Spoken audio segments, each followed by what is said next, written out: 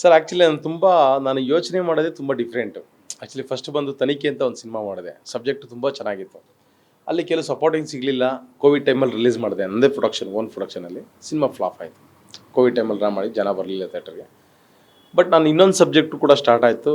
ಅದು ಸ್ಟಾರ್ಟ್ ಆಗಬೇಕಾಯಿತು. ಅದು drop out ಆಯಿತು. ಎಲ್ಲ ಮೂರ್ತ ಆಗಿ ಅಲ್ಲಿಗೆ ಡ್ರಾಪ್ ಔಟ್ ಆಯಿತು. ಸೊ ನೆಕ್ಸ್ಟ್ ಬಂದು ನಾಯಿದೆ ಎಚ್ಚರಿಕೆ ಅಂತ ನಾನು ಯಾಕೆ ಈ ಸಿನಿಮಾ ನಾನು ಮಾಡಿದೆ ಅಂದರೆ, ಸೊ ನನಗೆ ಅನ್ನಿಸ್ತಾ ಇತ್ತು, ನನಗೆ ಎಲ್ಲರ ಥರ ಸಬ್ಜೆಕ್ಟ್ ಮಾಡೋಕ್ಕೆ ನನಗೆ ಇಷ್ಟ ಇಲ್ಲ.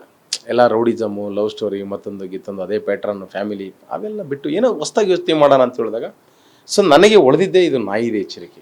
ನಾಯಿದೆ ಎಚ್ಚರಿಕೆ ಬೋರ್ಡ್ ನೋಡಿದಾಗ ಸೊ ನನಗನ್ನಿಸ್ತು ಈ ಥರ ಏನೋ ಒಂದು ಹೊಸ್ದಾಗಿ ಏನಾದರೂ ಮಾಡೋಣ ಅಂದಾಗ ಜನರಿಗೆ ಒಂದಷ್ಟು ವಿಷಯಗಳನ್ನ ಮುಟ್ಟಿಸ್ಬೇಕು, ಅವೇರ್ನೆಸ್ ಅಂತ ನಾವು ಹೇಳ್ತೇವೆ, ಅದನ್ನು ತೋರಿಸ್ಬೇಕು ಜನರಿಗೆ. ಸೊ ನಾಯಿಯಿಂದ ಏನೇನಾಗುತ್ತೆ, ನಾಯಿ ಸಾಕಿದ್ರೆ ಏನಾಗುತ್ತೆ, ನಾಯಿ ಸಾಕ್ತಾ ಇದ್ರೆ ಏನಾಗುತ್ತೆ, ನಾಯಿನ ಯಾಕೆ ಸಾಕಬೇಕು, ನಾಯಿನ ಸಾಕದೇ ಇರೋರು ಸಾಕೋರು ಕಂಪಲ್ಸರಿ ಸಿನಿಮಾ ನೋಡಲೇಬೇಕು.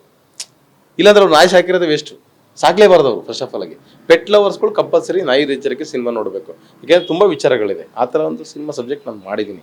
ಎಲ್ರಿಗೂ ಎಂಟರ್ಟೈನ್ಮೆಂಟ್ ಇದೆ, ಹಾರರ್ ಇದೆ, ಸಸ್ಪೆನ್ಸ್ ಇದೆ, ಥ್ರಿಲ್ಲರ್ ಇದೆ, ಕಾಮಿಡಿ ಇದೆ, ಮೆಸೇಜ್ ಇದೆ ಸಬ್ಜೆಕ್ಟಲ್ಲಿ. ಆ ಥರ ಒಂದು ಸಬ್ಜೆಕ್ಟ್ ನಾನು ಮಾಡಿ ಇವತ್ತು ಕಂಪ್ಲೀಟಾಗಿ ನವೆಂಬರ್ 28ಗೆ ಸಿನಿಮಾ ರಿಲೀಸ್ ಆಗ್ತೈತೆ. ಸೊ ಎಲ್ಲ ಕನ್ನಡ ಜನತೆಗೂ ನಾನು ಹೇಳೋದು ಇಷ್ಟೇ, ಕಷ್ಟಪಟ್ಟು ಸಿನಿಮಾ ಮಾಡಿದ್ದೀವಿ, ಇಷ್ಟಪಟ್ಟು ಸಿನಿಮಾ ಮಾಡಿದ್ದೀವಿ. ದಯವಿಟ್ಟು ಬಂದು ಸಿನಿಮಾ ನೋಡಿ. ನೀವು ರೀಲ್ಸ್ ನೋಡಿ, ಶಾರ್ಟ್ ವಿಡಿಯೋಗಳು ನೋಡಿ ಎಂಟರ್ಟೈನ್ಮೆಂಟ್ ತೊಗೊಳ್ಳೋದಲ್ಲ. ನಮ್ಮಂಥ ನಿರ್ದೇಶಕರು, ನಿರ್ಮಾಪಕರುಗಳು ಕಷ್ಟಪಟ್ಟು ದುಡ್ಡು ಹಾಕಿ ನಿಮ್ಮನ್ನು ರಂಜಿಸಬೇಕು ಅಂತೇಳಿ ಈ ಥರ ಸಿನಿಮಾಗಳು ನಾವು ಮಾಡ್ತೀವಿ. ಅದಕ್ಕೆ ನೀವು ಬಂದು ಥಿಯೇಟ್ರಿಗೆ ಬಂದು ಸಿನಿಮಾ ನೋಡಿ. ಶಾರ್ಟ್ ಫಿಲಿಮ್ಗಳು, ಶಾರ್ಟ್ ವೀಡಿಯೋಸ್ಗಳು ಅವೆಲ್ಲ ನೋಡ್ಕೊಂಡು ಎಂಟರ್ಟೈನ್ಮೆಂಟ್ ಮಾಡಿಕೊಂಡು ಅವ್ರ ಮನೆಗಳನ್ನ ಉದ್ಧಾರ ಮಾಡೋದು ಬೇಡ. ಕನ್ನಡ ಚಿತ್ರರಂಗನ ಉದ್ಧಾರ ಮಾಡಿ, ಕನ್ನಡ ಚಿತ್ರರಂಗನ ಬೆಳೆಸಿ, ಕನ್ನಡ ಚಿತ್ರರಂಗನ ಬೆಳಿಬೇಕು ಅಂದಾಗ ನೀವು ದಯವಿಟ್ಟು ಥಿಯೇಟ್ರಿಗೆ ಬಂದು ಸಿನಿಮಾ ನೋಡೋಕೆ. ಎಷ್ಟೋ ಜನ ನಿರ್ದೇಶಕರು, ನಿರ್ಮಾಪಕರು ಇವತ್ತು ಕಣ್ಣಲ್ಲಿ ನೀರು ಹಾಕ್ತಾರೆ ಥಿಯೇಟ್ರ್ಗಳು ಬಂದು. ಯಾಕೆ ಹಾಕ್ತಾರೆ? ಇದೇ ಕಾಲ ನಮ್ಮ ಸೋಷಿಯಲ್ ಮೀಡಿಯಾ ಬರೋದಕ್ಕೆ ಮುಂಚೆ ಇರಲಿಲ್ಲ. ಎಂಥ ಸಿನಿಮಾ ಬಂದರೂ 50 ದಿನ ಇಟ್ಟು, ಸೋಷಿಯಲ್ ಮೀಡಿಯಾ ಬರೋದಕ್ಕೆ ಮುಂಚೆಗಡೆ ಯಾವುದೇ ಸಿನಿಮಾ ಬಂದರೂ 50 ದಿನ ಇಟ್ಟು ಸರ್. ಅದು ನಾವು ಕಣ್ಣಾರೆ, ನೀವು ಕಂಡಿದ್ದೀರಾ, ನಾವು ಕಂಡಿದ್ದೀವಿ, ಎಲ್ಲ ಕಂಡಿದ್ದೀವಿ. ಈಗ ಯಾಕೆ ಪ್ಯಾನ್ ಇಂಡಿಯಾ ಸಿನಿಮಾ ಮಾತ್ರ ನಿಮ್ಗೆ ಕಂಪಲ್ಸರಿ ಬೇಕಾ? ನಮ್ಮಂಥರ ಸಿನಿಮಾ ಬೇಡ, ಹೊಸಬ್ರ ಸಿನಿಮಾ ಬೇಡವಾ? ಹೊಸಬ್ರ ಸಿನಿಮಾ ಬೇಕೇ ಬೇಕು.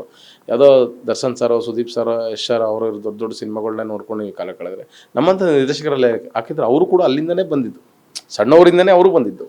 ಸೊ ನಾವು ಅದೇ ಥರ ಪ್ರಯತ್ನ ಮಾಡ್ತಿದ್ವಿ. ನಾವೇನಕ್ಕೆ ಮಾಡ್ತಾ ಇದ್ದೀವಿ? ಎಲ್ಲ ಕೆಲಸ ಬಿಟ್ಟು, ಅಪ್ಪ ಅಮ್ಮನ್ನ ಬಿಟ್ಟು, ಫ್ಯಾಮಿಲಿ ಬಿಟ್ಟು 5-6 ವರ್ಷ 10 ವರ್ಷ ನಾವು ಬೆಂಗಳೂರಿಗೆ ಬಂದು ಜೀವನ ಮಾಡಿಕೊಂಡು ಒಂದು ಎಂಟರ್ಟೈನ್ಮೆಂಟ್, ನಾವು ಸಿನಿಮಾ ಮಾಡಬೇಕು, ಡೈರೆಕ್ಷನ್ ಮಾಡಬೇಕು, ಕಷ್ಟಪಟ್ಟು ನಿರ್ದೇಶನ ಮಾಡಬೇಕು ಅಂತೇಳಿ ಎಲ್ಲ ಸ್ಟ್ರಗಲ್ ಮಾಡಿ ಇಷ್ಟೆಲ್ಲ ಮಾಡ್ಕೊಂಡು ಒಂದು ಸಿನಿಮಾ ಮಾಡ್ತೀವಿ. ದಯವಿಟ್ಟು ನಿಮ್ಮಂಥ ಪ್ರೇಕ್ಷಕರು ನಮ್ಮನ್ನು ಬೆಂಬಲಿಸಬೇಕು. ನೀವೇ ನಮ್ಮನ್ನು ಗೆಲ್ಲಿಸ್ಬೇಕು. ನೀವೇ ನಮ್ಮನ್ನು ಗೆಲ್ಲಿಸಿಲ್ಲ ಅಂದರೆ ನಮಗೆ ಗೆಲ್ಲಿಸೋರು ಯಾರು ಅಂತ ನಾನು ಕೇಳ್ಕೊತೀನಿ. ನವೆಂಬರ್ 28ಗೆ ಸಿನಿಮಾ ರಿಲೀಸ್ ಆಗ್ತೈತೆ.